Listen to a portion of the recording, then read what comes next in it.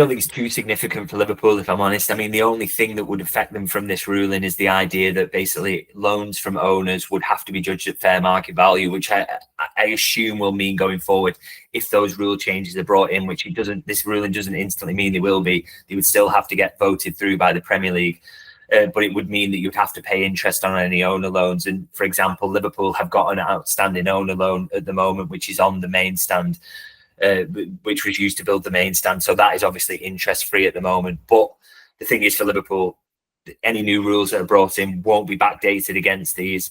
It's just to guard against. So if they were to take any further loans from the owners, they would have to be with interest on top of them. And the thing is, FSG aren't really big on that anyway. Any sort of infrastructure projects outside of the main stand. So, for example, the Anfield Road end or the new training ground that was built at Kirby, they were using a revolving credit facility from the bank anyway. Liverpool aren't massively reliant on owner loans in the way, say, Arsenal have been recently. So not really much to take from a Liverpool perspective. And as you say, I think some of the reporting, I would say, is kind of irresponsible around that in terms of the speed at which it was declared a City victory in certain quarters.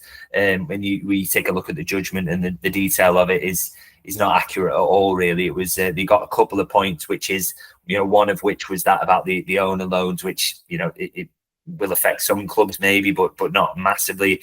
Doesn't really massively hurt the Premier League, and didn't really win on an awful lot else, really. And in fact, really, the ruling kind of underlined that you have to have these associated party transaction rules.